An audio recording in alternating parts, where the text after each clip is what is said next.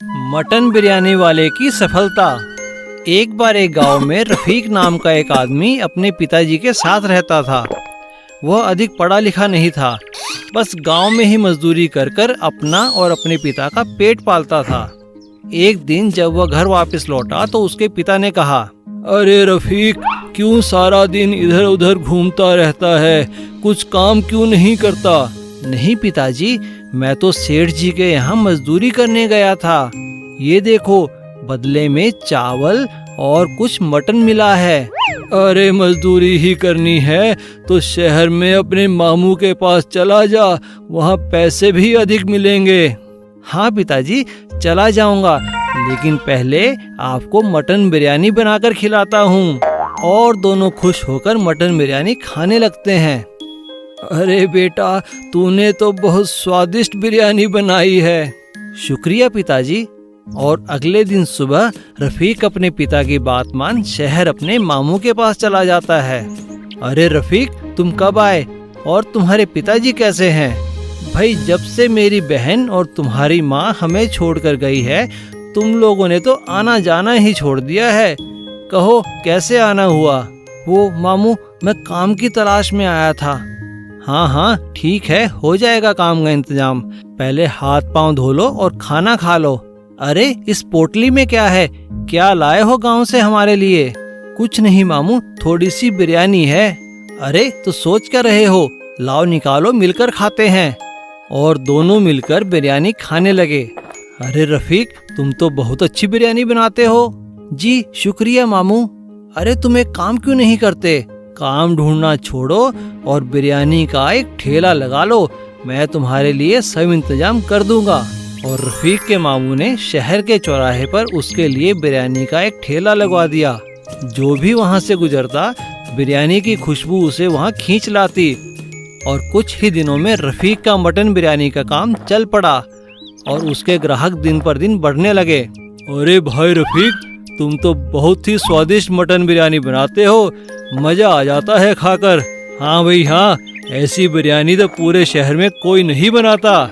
जी शुक्रिया। और देखते ही देखते रफीक ने खुद की एक दुकान खरीद ली और शहर में एक घर भी बना लिया। इसीलिए कहते हैं, मेहनत ही सफलता की कुंजी है। आलू के चिप्स बनाती थी।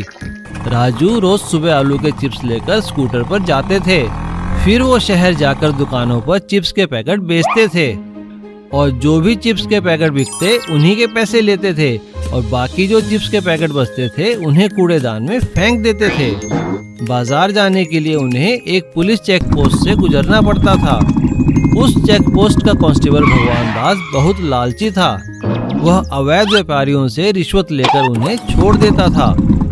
यदि कोई खाने की चीज ले जाता तो उन्हें डरा धमकाकर उससे ले लेता था और बैठकर खाता रहता था।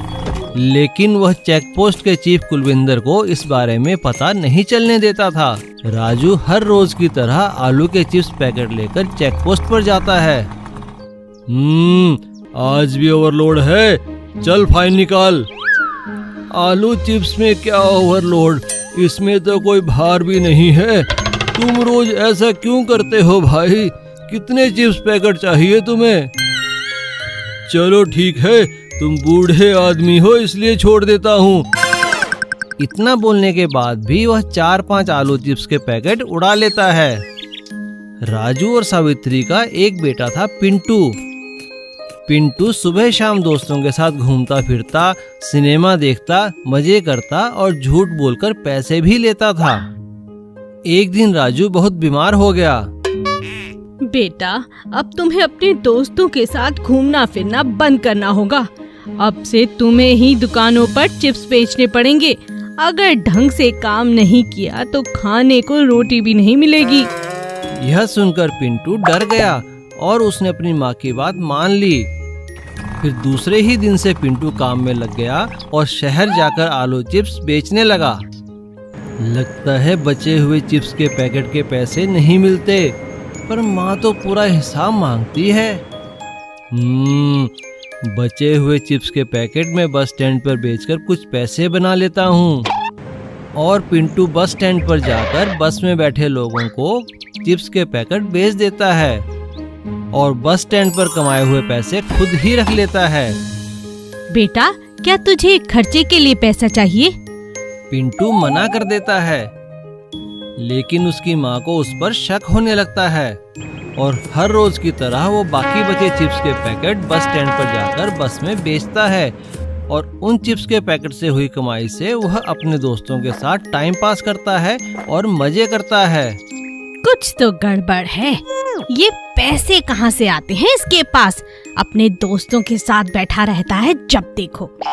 इस तरह 15 दिन बीत गए और पिंटू और उसके दोस्त चिप्स के पैकेट इकट्ठे करने लगे ताकि वह उन्हें एक साथ बेचकर काफी पैसे इकट्ठे कमा सकें।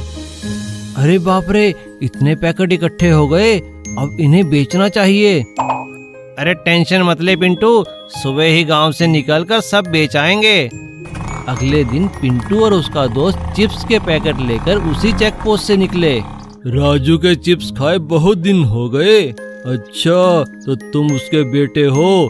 इतना ओवरलोड, खोलो खोलो, कितने पैकेट हैं इसमें? और भगवान दास लालच में आकर 10 पैकेट चिप्स खा जाता है और उसे पेट में दर्द होने लगता है। यह देखकर पिंटू और उसका दोस्त घबरा जाते हैं। तभी चेक पोस्ट इंचार्ज कुलविंदर वहां आ जाते हैं। सर, अरे सर, मुझे बचाइए, मेरे पेट में बहुत दर्द हो रहा है। तेरे खिलाफ तो पहले ही बहुत शिकायतें हैं भगवान दास, तुझे सस्पेंड करना पड़ेगा और इन दोनों को भी फूड पॉइजनिंग के केस में अंदर करना पड़ेगा। और पिंटू और उसके दोस्त को जेल हो जाती है। सीख, गलत काम करोगे तो जिंदगी में कुछ भी हासिल नहीं कर पाओगे। जादुई चाबी। एक जंगल में एक महल का खंडहर था। वहाँ कोई नहीं रहता था। उस खंडहर के पास एक झील थी। एक बार एक राजा उस जंगल में शिकार करने के लिए आया। शिकार की तलाश करते हुए जब काफी देर हो गई तो राजा ने कुछ देर आराम करने की सोची। राजा एक पेड़ के नीचे बैठ गया। तभी राजा को दूर से झरने की आवाज सुनाई दी। अरे, लगता है यहाँ आसपास झरना है, चलकर देखता हूँ और पानी भी पी लेता हूँ। राजा झरने के पास जाता है। वहाँ उसे पेड़ के नीचे एक साधु बाबा बैठे हुए मिले। लगता है ये साधु बाबा ध्यान में मगन है, मैं इन्हें कुछ फल दे देता हूँ। राजा बाबा के सामने फल रख देता है, साथ ही झरने पर पानी भी पी लेता है और पत्तों का एक डूना बनाकर साधु बाबा के लिए भी पानी ले आता है। इतने में साधु बाबा आंखें खोलते हैं। राजन, तुम यहाँ किस कारण से आए हो? मैंने तो तुम्हें पहले यहाँ कभी नहीं देखा। बाबा, मैं शिकार के लिए आया था।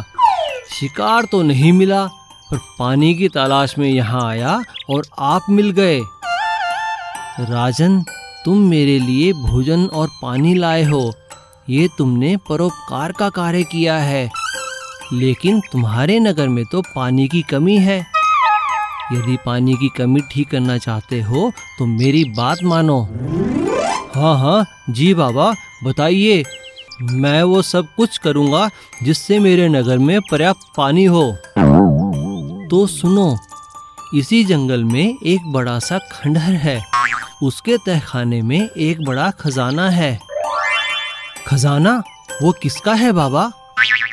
वो खंडहर और वो खजाना मेरे परिवार का था, पर जब से मैंने संन्यास लिया है तब से वो खजाना वहाँ दबा पड़ा है। मेरा कोई वारिस नहीं है।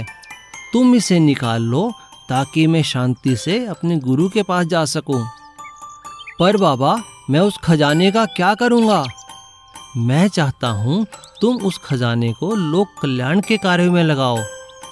इस झरने का पानी अपने नगर तक ले जाओ। लेकिन बाबा, मैं उस खजाने तक पहुँचूंगा कैसे?